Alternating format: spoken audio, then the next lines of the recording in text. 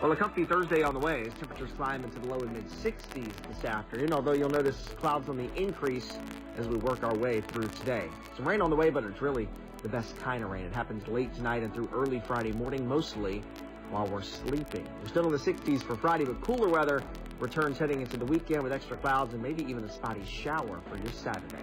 That's your forecast from the WSIC Weather Center. I'm meteorologist Chase Myers. Tilly Harley-Davidson is simply the best, and their service department is second to none. Right now, 1K, 5K, and 10K M8 service is only $351.25 plus tax, including SIN 3 and heavy gear oil. Stop by to schedule your next service or online at .com. Be road ready with Tilly of Statesville. The following is a paid program and does not necessarily reflect the views of WSIC. Purple Heart Homes presents Putting the Pieces Back Together, a forum for veterans and the community to connect. Here are your hosts, veterans John Gallina and Brad Borders. Hey, I'm back. Who are you? I know, right? Who am I? What's my name? Let's hear it. It sounds so good rolling off your lips. It's John Gallina. I'm back. He's back, ladies and gentlemen. John Gallina, by popular request somehow, has come back to putting the pieces back together. Actually, my probation finally come off. They took the ankle bracelet off that General Neller put on, and I'm here in full force, flanked by two Marines to make certain that I am kind and gentle and, overall new and improved. Hoorah! Oh! How about that? Hey, I'll believe it when I see it. You'll believe it when you see it. Oh yeah. Well, you're looking at me. What you not believe? Oh well, I think that you probably won't get 5 minutes into the program before you start cracking jokes. Well, I got to be honest. After going through all the therapy from General Neller's show and rewatching and learning the errors of my ways, I come to figure out exactly why it is that I was picking on the Marines for so long. Because you're envious? Well, that there's truth in that, Devin. There's actually truth in that. Did you know that I actually tried out for the Marines before I joined the Army? Oh, no. I didn't know that. I did. Have you? Well, I went in and first, I had to do the ASFAB. I passed the ASFAB. I mean, artillery, you got to be the best and the brightest to be artillery. So naturally, I passed the ASFAB. Oh, yeah. But then I got to the physical fitness part. Well, actually, I passed the physical fitness part. The last test was I had to fit my head in a jar and it wouldn't fit, so they wouldn't let me in. And there it is. I'm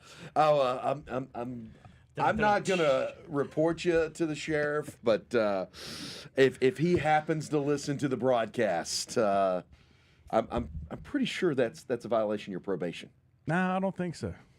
I'm just explaining why I'm jealous of the Marines. Oh man, that's no violation. Yeah. So I didn't talk about you eating crayons today. I haven't said anything about licking windows. I believe if you kind of mention those things and as a reference to what you didn't do, it's kind of the here we go. Technicalities. Why don't we get to the guests, because the audience is tired of listening to your BS already. I'm sure is that what it is?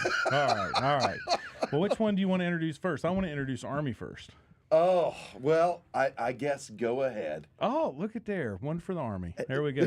Hey, we got a returning guest, a very, very special guest, one of my personal friends, and we have retired Major Robert Moore, a bomb hunter in the truest sense. And, Rob's been a part of Purple Heart Homes in one way, shape, form, or fashion, really since the beginning. His wife, General Moore, was on our founding board when we started the charity, and during that time, Rob was over in Afghanistan, and then once he returned home, he eventually made his way over to supporting Purple Heart Homes.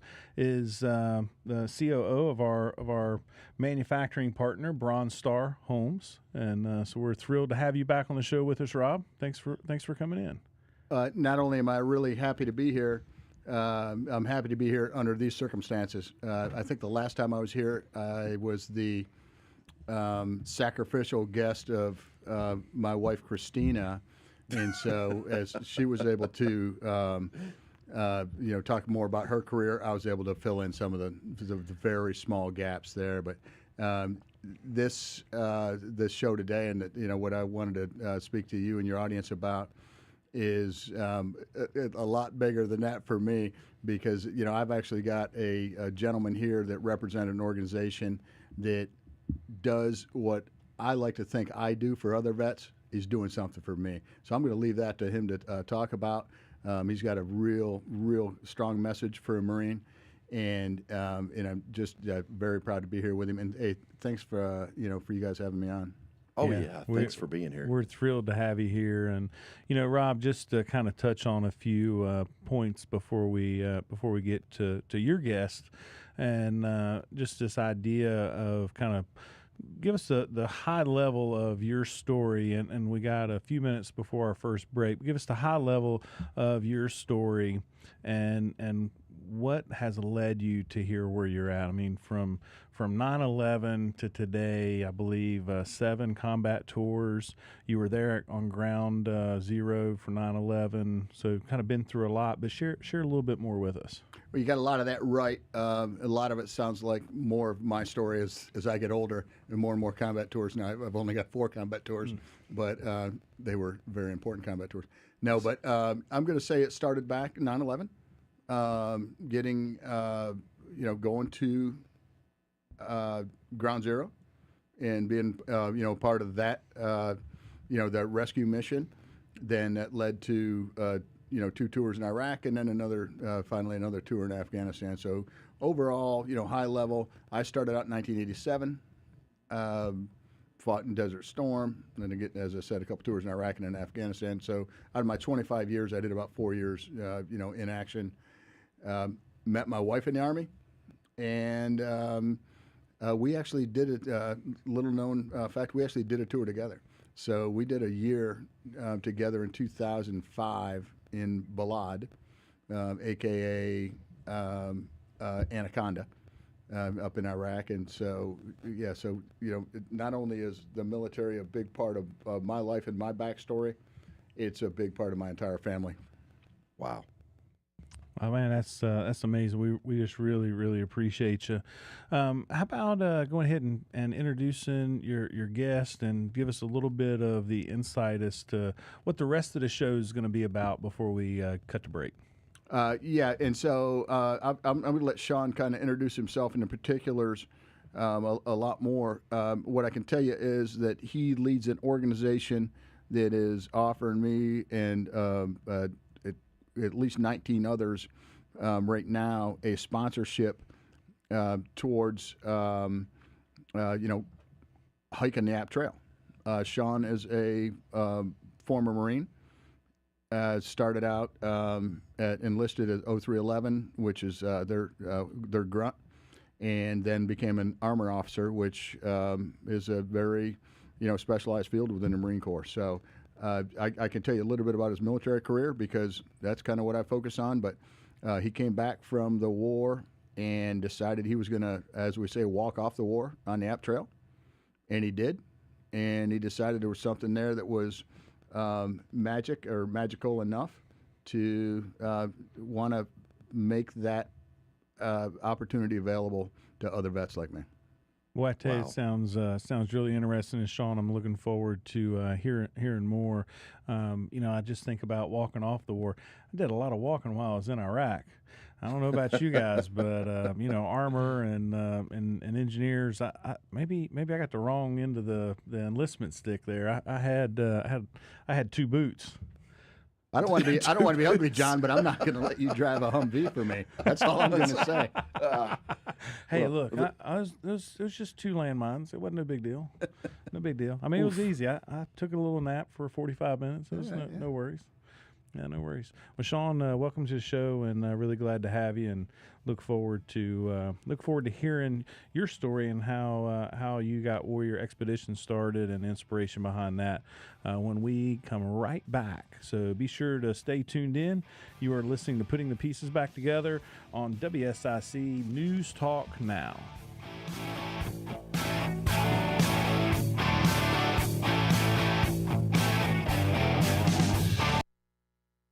Keep it right here. Putting the Pieces Back Together with John Gallina and Brad Borders will return after these messages on 105.9, 100.7 WSIC.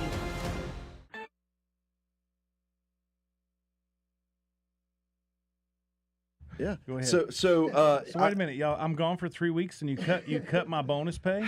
Yeah. Now, if I don't say the right closing line, you're cutting there my pay. is no closing line. Everybody's bonus got cut. Everybody's bonus got cut. What happened was, none of the bonus pays were getting paid out, and the So station you just complained too Yours much. was getting just garnished, decided. They just decided to end it because it was a little bit of unfairness across the board. Not everybody was getting the. So we don't say the phrase anymore. Oh, okay. So it's just the phrase. What is the phrase? There is no phrase. You don't get to say it. I think what it is can't say no phrase. Something about they didn't want you associated with the radio station saying it.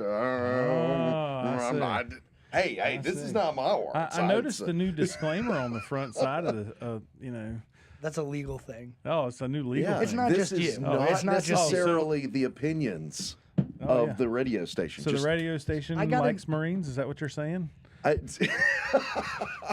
I got an email. Who doesn't like from Marines, John? Station owner Justin. Yeah. And the first thing on the email when you preview it, it said station fined $500K ... And my heart sunk. I was like, I saw what that. did we do wrong?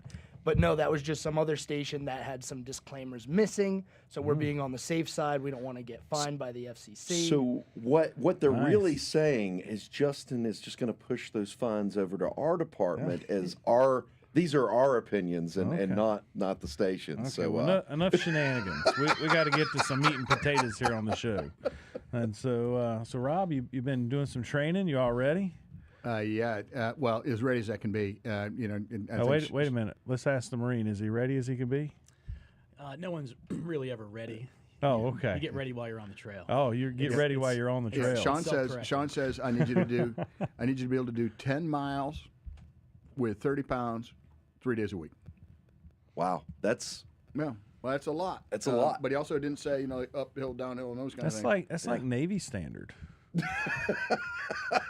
Navy standard there. Well, John, I know what you're getting at, but no, I mean we never, even in the Army, we didn't That's have. what we told him as far as the bare minimum. 30, We did 30 seconds. 30 seconds. Yeah, we didn't say we had to go up and down hills all the time. We did that every other day. But I also so told me and him- Christina were up in the mountains this weekend, and I went up a 3,000 footer, 3 miles up and 3 miles back, with the 30 pounds on. Boy, Yeah. Wow. You bring Wow. us back. Mike's off. Here we go. So much. Call now to speak with John Gallina and Brad Borders at 844-STUDIO-4. It's Putting the Pieces Back Together on 105.9, 100.7 WSIC.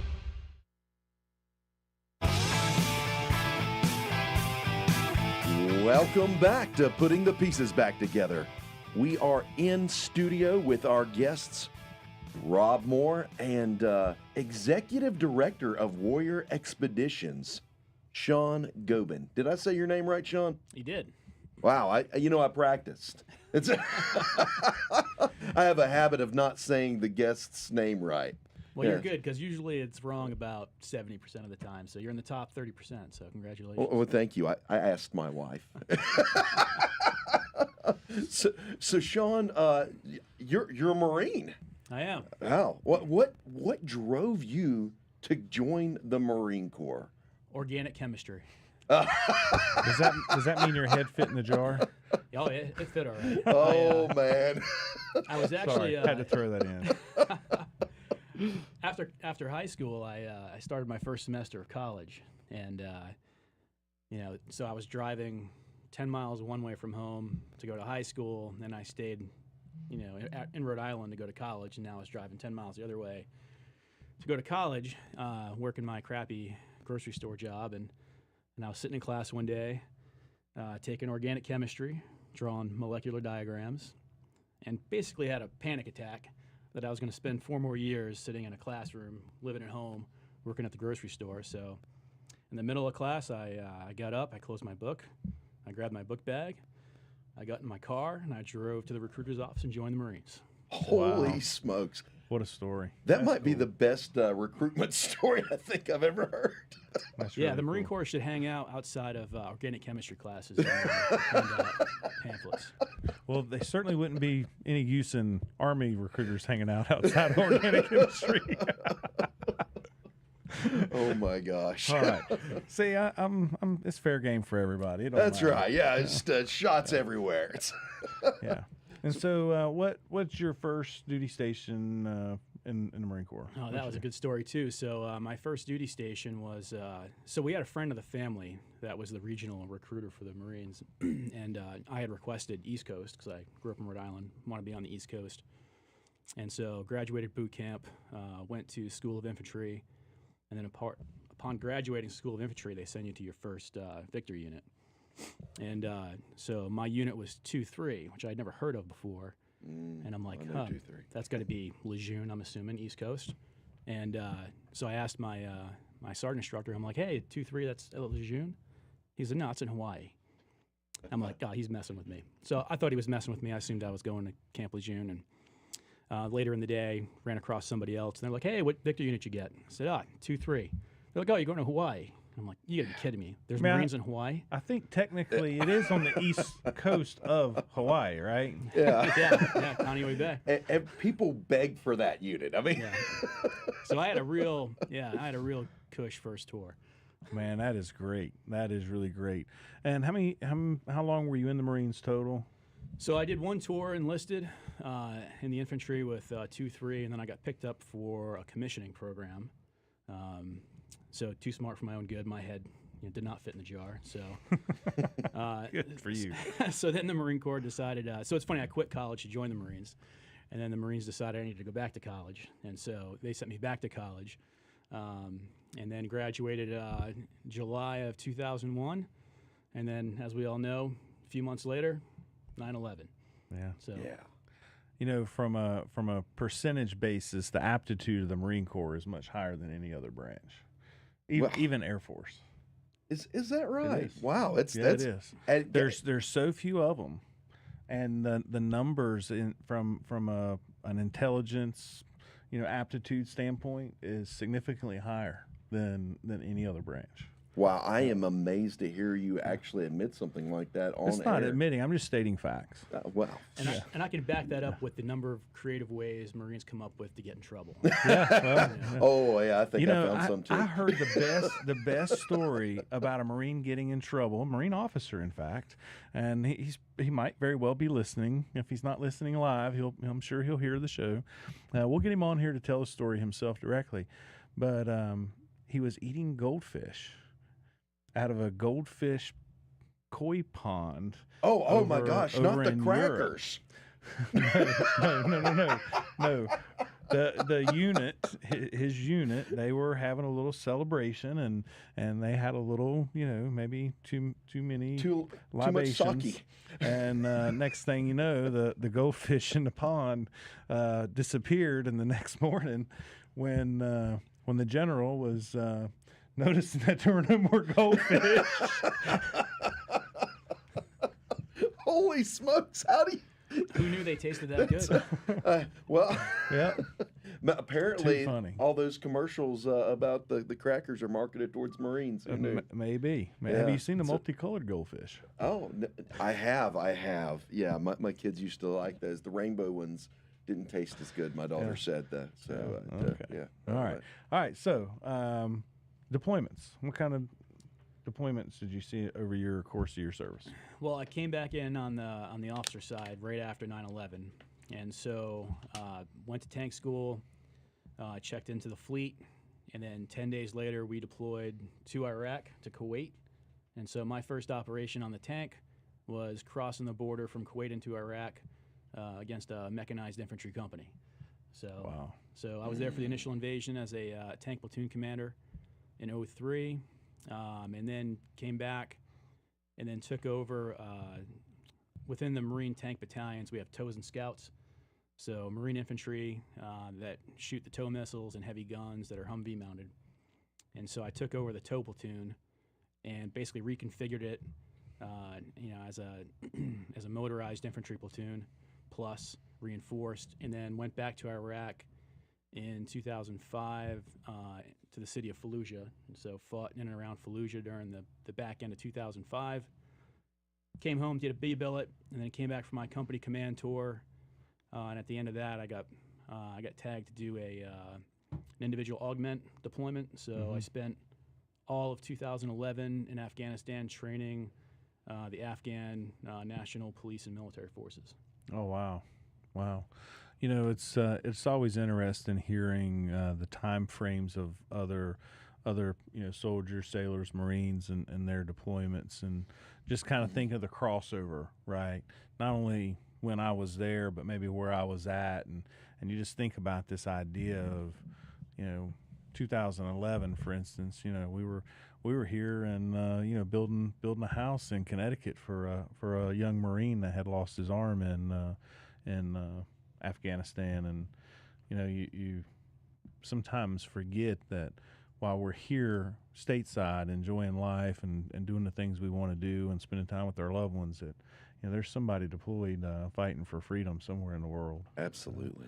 I really appreciate your service. And so you make your way back home. What made you decide to exit the Marine Corps? Well, after spending a year training the Afghans, I could have told you 20 years ago exactly what was going to happen when we pulled out. So, it was kind of an epiphany on that deployment that, this mission wasn't worth dying for and wasn't worth getting my Marines killed for. So, and at that point too, I was in a pretty bad headspace, and so it became pretty evident that I needed to make a pretty significant lifestyle change. And so I decided to get out and go to grad school. And so the timing worked out where I got out in the spring of 2012, and that gave me 4.5 months before I had to start grad school. And it had been a bucket list item of mine to always through hike the entire Appalachian Trail from Georgia to Maine. And so that was my opportunity. And so wow. So you as soon as you got out, you decided to go hike the trail. So I drove out of the back gate of Camp Lejeune, North Carolina. I checked out, and then I had in the back of my vehicle a bunch of old military kit I had laying around the garage, and I drove straight to Springer Mountain, Georgia, and then started hiking the next morning. Holy smokes! Wow. Yeah, quite the transition there. Yeah, immediate. Yeah. Did you already have somebody set up to meet you along the way? There was another Marine that I deployed with. So during that deployment, we had decided, this is what we're going to do, and so we'd been planning it while we were deployed, and then we got back, and then again everything kind of just lined up, and as soon as we checked out, we hit the trail. Man. And how long did it take you start to finish? 4.5 months exactly. Wow. Yeah, started on March 14th and finished on July 31st. Okay. And from that's what's led you to start Warrior Expeditions. Correct. Yeah. Which is much more. As I visited your website, I learned that it's much more than just the Appalachian Trail. There's there's tons dozens of trails that you guys do, hikes and expeditions across, and it's much more than just simply the Appalachian Trail. Yeah, we've got hiking, biking, and paddling trips across the United States. Okay, fantastic. Hey, John, before you go too far down that road, I want to back up and talk about how legendary it is for somebody to take their old Alice gear and their Molly gear, get on the trail and try this. You were just out in the back of my truck and picked up my old Alice back. Mm-hmm. That's Stone Age stuff. Yeah. Compared to what Sean and his people are providing for us. I guarantee that. Yeah. And so that's my training gear, which is awesome. But let me tell you, it is Stone Age, and it's brutal. So for him to just show up on the trail without the kind of support he's given us, stuff of legends right there. So Rob, as we got just about less than a minute before we cut to break, how did you find or learn about Warrior Expeditions? It's going to take more than a minute, but just to rip the scab off, my wife found it and said, "Hey, you need to go do this."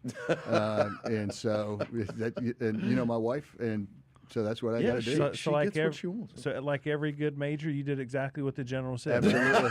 Yeah. Yes, ma'am. Man, I even did a facing movement. Yeah. When I left. Yeah. That's amazing, and we're going to hear much more about that when we get back from break. You've been listening to Putting the Pieces Back Together.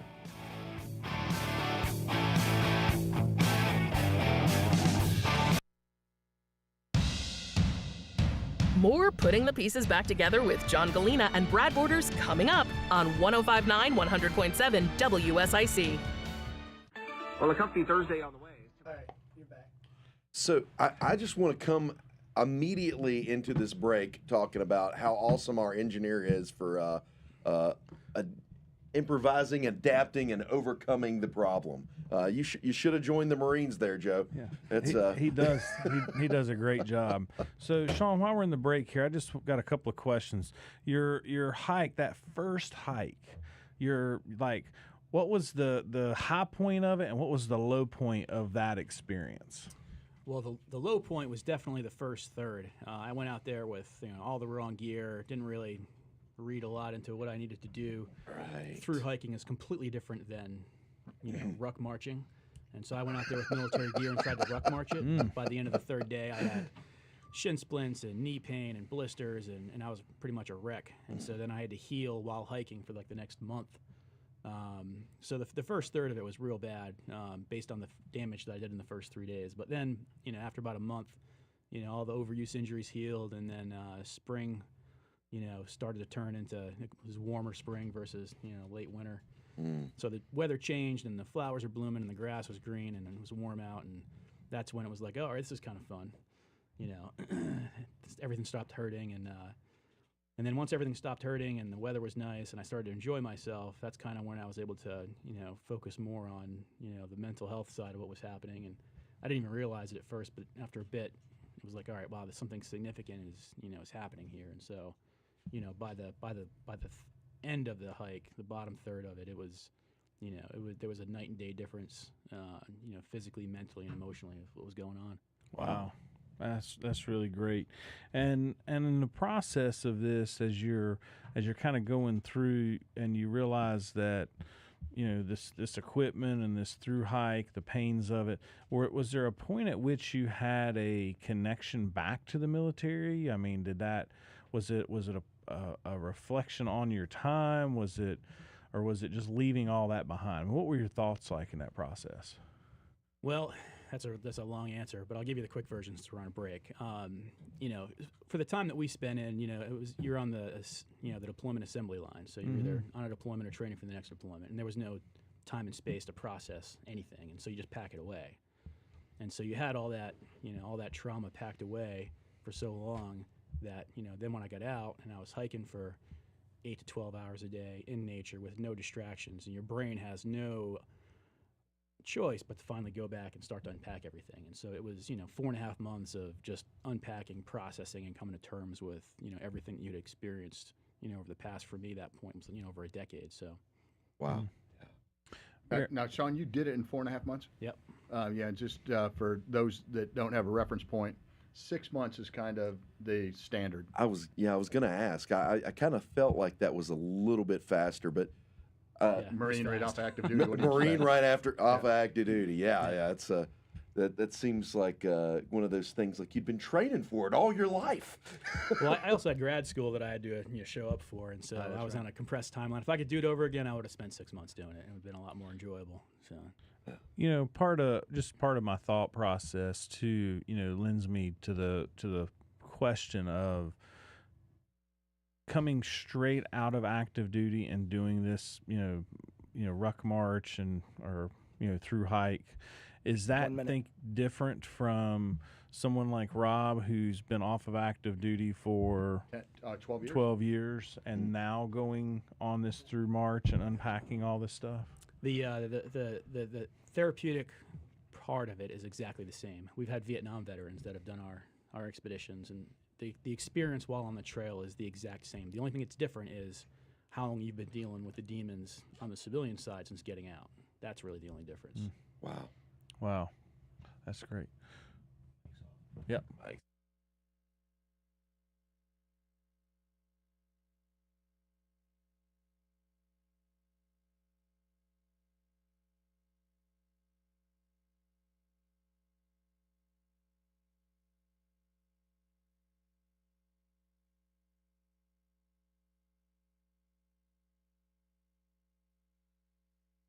Radio.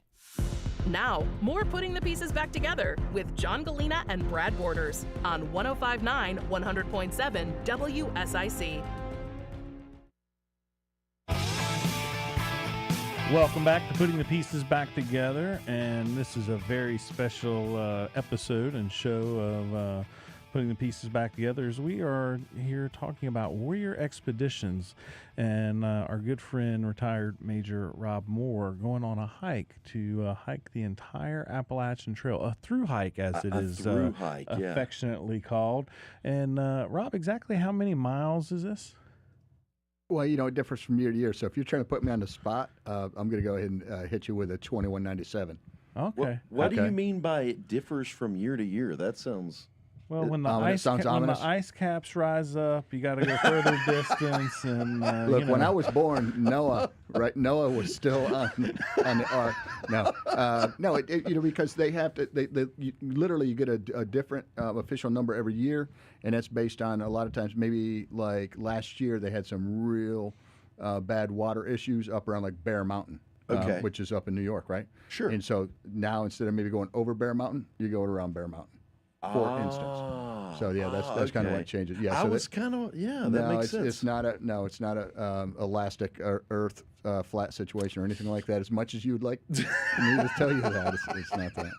Well, I mean, the connotation of the Appalachian Mountains. I believe you're going to go through the White Mountains, the Black Mountains, in Georgia, and then it started on the south side of the Black Mountains in Georgia.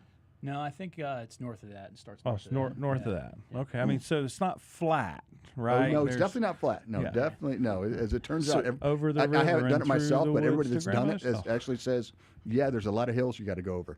So no, it's definitely not flat. So even when you're going around the mountain, you're not really like going at a flat elevation there. That's right. Yeah. So Rob, I've been hearing this conversation. We've been having this conversation for several weeks now. Mm-hmm.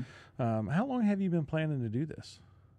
Well, the short answer to that is I've been planning since Christmas Day. Okay. Because on Christmas morning, that's when Warrior Expeditions sends out an email that says, "Congratulations, you were selected." And I'm going to go back. Wait a minute. Yeah. Just for the listeners, let's back up just a second. Yeah. Congratulations, you're going to go hike over 2,000 miles the Appalachian Trail. That does not seem like it goes together. Congratulations does not go with it. This sounds painful. I mean, a minute ago, Sean was talking about shin splints and a month of healing. What is it that Warrior Expedition is doing for you that they were congratulating you for?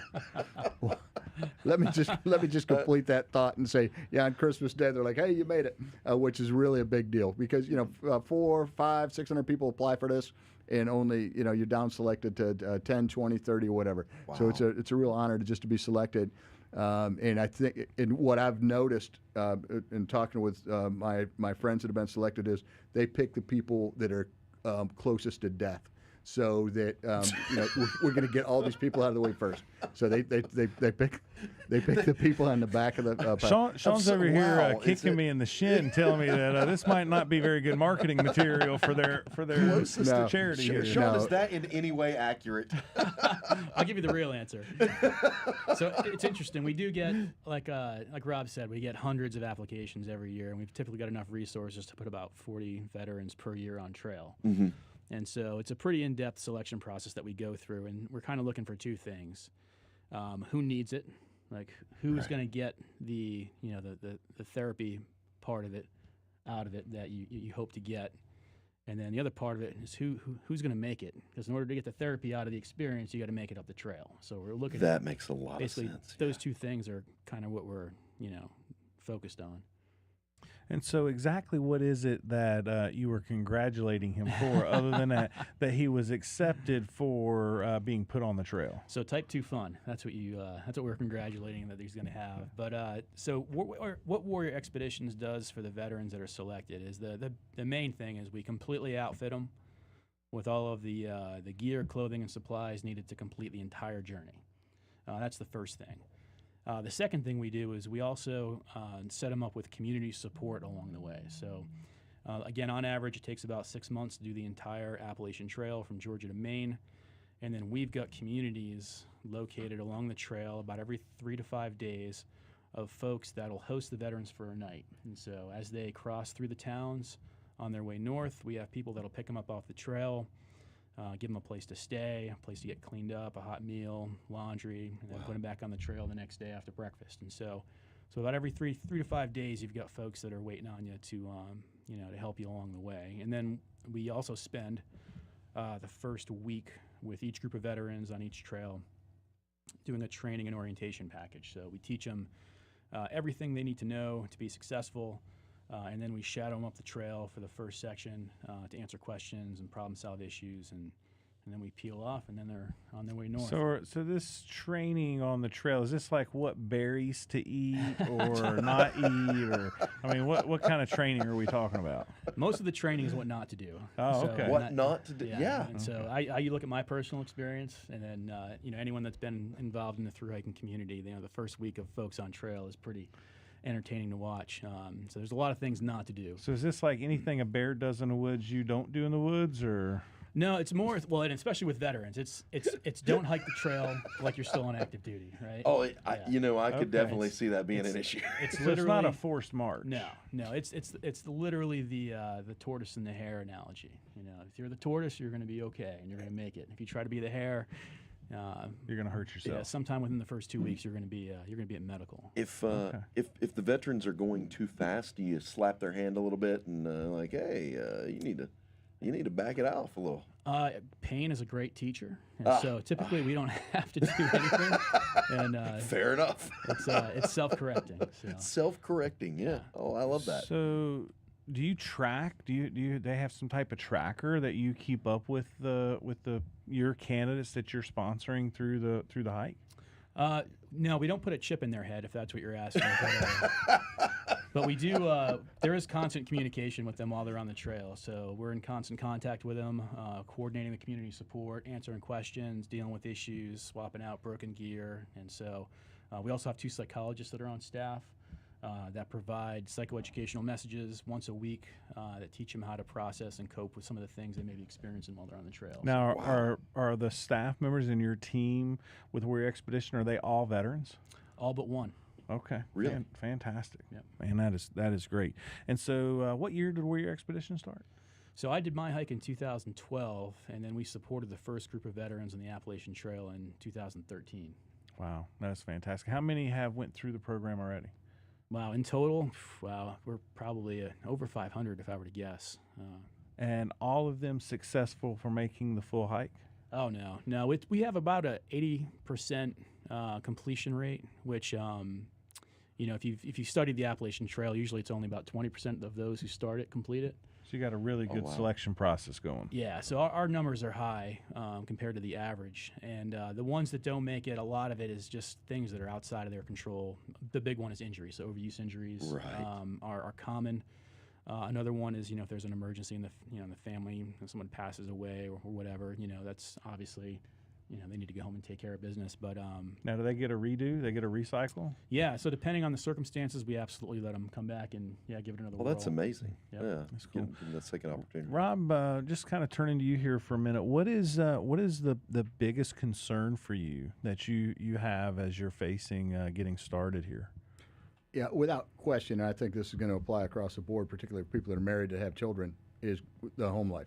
Oh, yeah. So I'm really fortunate that I don't have a lot of other worries that people might have, the monetary things or those or the work things. You guys know I've done a lot of preparation work to go ahead and take 6 months off. I got people to get in behind me and take care of what I have to do. But yeah, it's definitely the family. But when Sean's talking about the 80% kind of completion rate, a lot of that too is just because you're out there now with your squad. I've got 9 other guys in my squad. I've got Alex, Derek, John, Jonathan, Max, Gavin, and William. They're all people that are Bill that we've already made solid connections with, and we sit around and we chat every day about, hey, what do you guys think about doing this? What do you think about doing it? Where are we going to do? So on. And so that the teamwork that goes with it takes us back to where we were. We're going to have to stop you right there, Rob. We're getting ready to go to a break. Hey, You're listening to Putting the Pieces Back Together.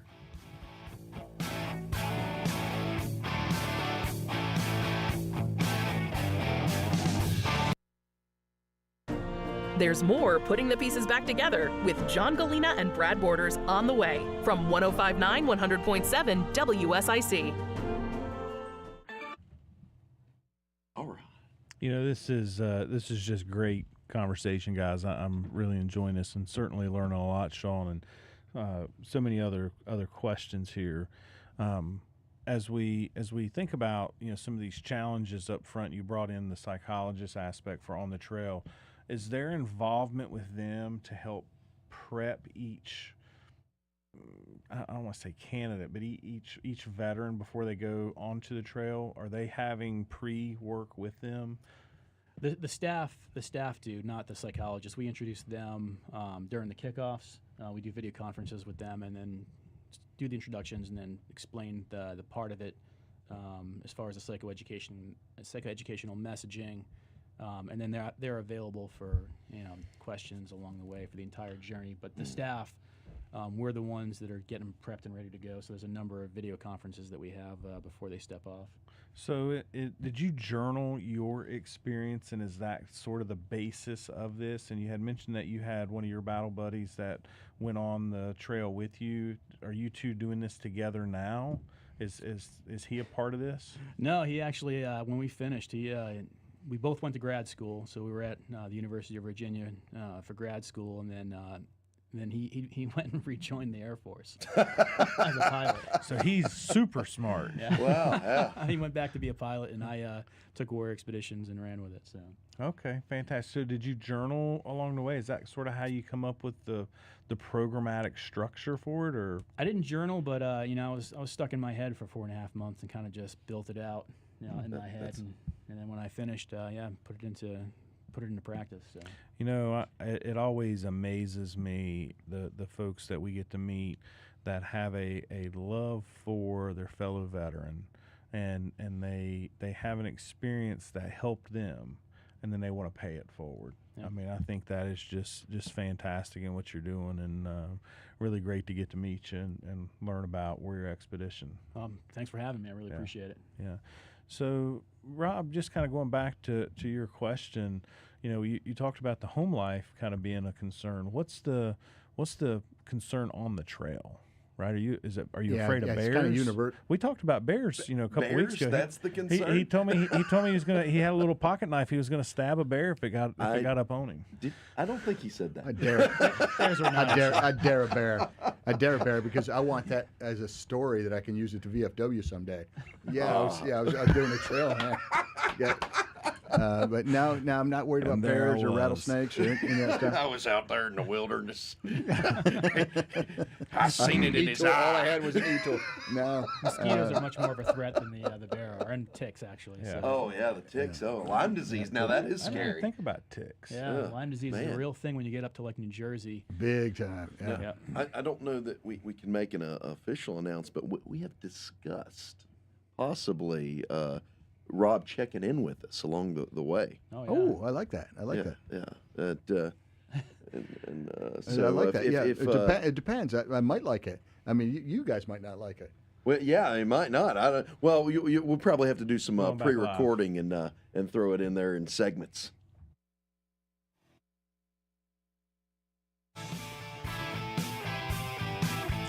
Welcome back to Putting the Pieces Back Together, where we are having so much fun here at the break. You're having fun. I'm always having fun. We almost forgot to come back live here, and Joe was like, "Hey guys, stop talking." Yeah, there's a radio show supposed to be happening. Yeah. So, Rob, before the break, we were talking about some of your concerns. You shared some of the home life concern, being gone for 6 months, and certainly no problem holding down the fort at home. Household 6 will take care of all that. But, just in the nature, I would imagine it's somewhat like deploying again, right? That there's this... It's exactly like a deployment. Right? There's this notion of, am I needed? Kind of what is that going to be like when I come back home? And so Sean, how do you help prepare for that piece, right? So that's the ongoing joke within Warrior Expeditions is we need to make a transition program for our transition program. Yeah. As after spending 6 months in the woods, climbing mountains, and you get home, that's a rough transition too. Just from being out in the woods and sleeping on the ground and hiking every day to then going back to a normal, quote unquote, normal life has got its own challenges. But the good part is all the demons you've been struggling with have been for the most part put to bed. And so That's when you get off the trail, we call it it's basically a giant reset. So it's like hitting a reset button. Mentally, physically, and emotionally, and so you're in a great place to start the next chapter of your life. But yeah, going back and sleeping in a bed is can be a bit of a challenge after a while. Well, and you say mentally and physically. I know you were talking about supplying all their items, including the clothing. Is there often changes in sizes as they go along this trail? Oh yeah, so I lost about 30 pounds, and I think 30 to 35 is about average for the guys that lose weight on the trail, which is funny. We always tell everyone, if you're ever going to go on a cruise, schedule it for when you first get off the trail, because your metabolism is through the roof. And you can go on a cruise and just eat from morning until night, and you won't gain a pound because your metabolism is still high. Is that right? But the caveat to that is when you go home, you can't eat at home like you did on the trail, or else you're going to gain all the weight back within a matter of a few months. Wow. So there's a specific diet. One of the things Rob and I were kind of talking about, right? There's a certain amount of calories because you are physically, your body is working. On average, guys burn between 4,000 and 6,000 calories a day. Holy smokes. Typically, you're only carrying about 2,000 to 3,000 calories a day. So you're in a calorie deficit for about 6 months, which is why you lose so much weight. Yeah, so, there seems like a lot of advantages here. Right. Are you thinking about going on a trail? Well, I've been on a trail, but we can't talk about that trail right now. Oh. And so let's get back to Rob's trail. Rob, what do you expect to get out of this? Right. I hear what Sean's saying, kind of the purpose, but what do you expect personally to get out of this? Yeah, great question. First of all, if I can, let me back up and just say something that you just kind of mentioned too, and that I'm hearing Devin talking about, is that not only am I going to be doing this, there are going to be several people that join me along the way. Right. Yeah. Right. So good friends of mine, guys that I've served with. The first guy in the Great Smoky Mountains is a guy that I did my last deployment with. John's going to join me at some point. 100-mile wilderness. 100-mile wilderness. That's what he says. We'll see. Yeah. And so on. So I've got a lot of additional reasons just to kind of show up on a trail, because there'll be different people at different points. But what am I trying to get out of it? And I think Sean's kind of already answered it. I've been on this show three times talking about putting the pieces back together, things like programs I've done like Reboot, different VA, counseling sessions and so on. And fact of the matter is, what I've learned is that none of those things are magic bullets, and none of those things are going to push you over the get you back to where you were. It's a matter of treating the illness, so to speak, that's going to last for a long time. And so this is another part of that treatment for me. And so, I hope it brings me, back to a point where, Sean's talking about that, hey, I'm feeling really, tuned in. But if it doesn't, it'll get me a lot closer than I am now. That's amazing. One foot in front of the other. Yeah. I think it's probably a big part of the mental game, that you just got to keep moving forward and allowing yourself to get better, and that's fantastic. Well, I do want to tell you, Rob, we've been friends for a long time. I want to tell you I'm proud of you. Just to even contemplate an undertaking like this, I think most people would just immediately say no. And I've watched you and listened to you now for the last several weeks, and just your excitement, your commitment. And that's not, for our listeners, that's not an excitement and commitment to go out and do something fun. It's an excitement and a commitment to face a hard challenge to get yourself better for your family, and that's commendable. Yeah, so appreciate that. Absolutely. Yeah. Sean, tell us how our listeners can get involved. How can they support? Can they follow along? Do you have social media pages? I know it's a lot of questions, but what does Warrior Expedition need to be able to help promote this more and help sponsor more veterans and help you guys help veterans be successful in their life? Sure. So you can go to our website, warriorexpeditions.org, and learn about all about the organizations and the types of programs that we provide. And as far as, donations are always greatly appreciated. All donations, they're going to help purchase gear and supplies for the veterans while they're on the trail. We've been really fortunate with, if you go to our sponsors page, most of the gear that we provide to the veterans, which is top-of-the-line outdoor equipment, is donated by the companies that actually make the gear. Wow. So it's been a great value proposition for us and for them to support the veterans while on the trail.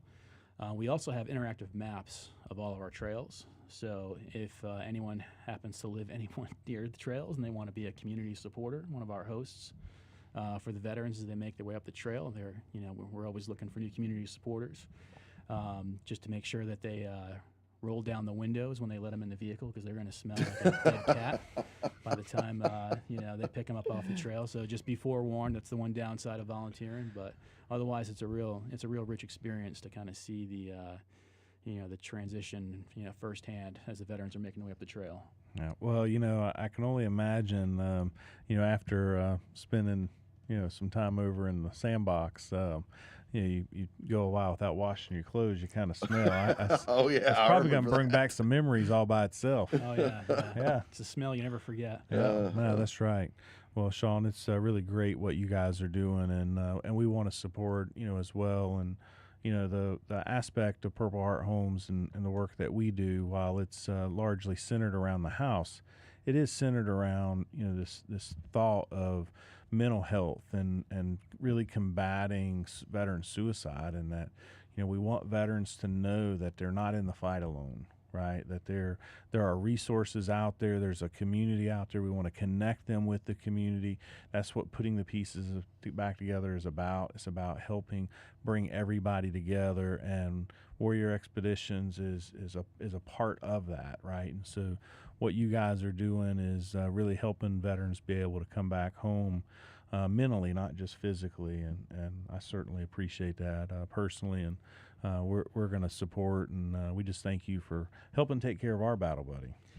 Oh, and actually, I forgot to answer one of your other questions, which was, can you follow them along the way? And the answer is yes, you can. So we've got all the social media sites, and the veterans send us pictures and videos that we post along the way, and so you can go in and those are censored, because I know how Rob is with a camera, right?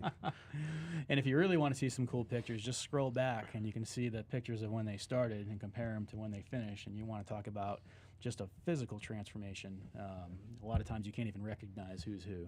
And so if a veteran is listening, I heard you mention Vietnam veterans, Mm-hmm. and maybe a veteran doesn't feel confident or capable of the Appalachian Trail.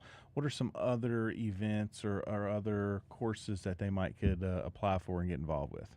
So we support 8 different trails, hiking trails, that vary in length and difficulty. So the big 3 are the Appalachian Trail, the Continental Divide Trail, and the Pacific Crest Trail. They take all about 6 months to do, and they're difficult. But we also have 5 state trails that are shorter in duration, shorter as in 3 months. I know someone wouldn't say 3 months, but it's shorter. So we have those, and then we also have a cross-country bicycle program that takes 3 months to do, and then we also have a paddling program that goes down the entire length of the Mississippi River. So we do hiking, biking, and paddling expeditions. Wow, that's great. Well, we are here at the end of our episode, putting the pieces back together, and so before we close, would you give us your website one more time and social media handles? Sure, it's warriorexpeditions.org is the website, and then you can find us, Warrior Expeditions, on all of the various social media accounts. Great. Putting you on the spot. It's putting you on the spot, hey, Devil Dog. Come on, step up. We're wrapping up the show here. Just want to let you know that we've got Love United Iredell going on. Please support us through that. February 29th, there's a 5K going on for PHH golf tournament. April 19th. You've been listening to Putting the Pieces Back Together. We'll catch you next week. You've been listening to Putting the Pieces Back Together, brought to you by Purple Heart Homes. Please consider making a donation to this worthwhile cause dedicated to improving the lives of veterans one home at a time by visiting purplehearthomesusa.org. Join us again next Thursday at 3 p.m. for Putting the Pieces Back Together on WSIC News Talk Now. Serving you better than ever before. 105.9, 100.7. WSIC, Statesville, Mooresville, North Charlotte.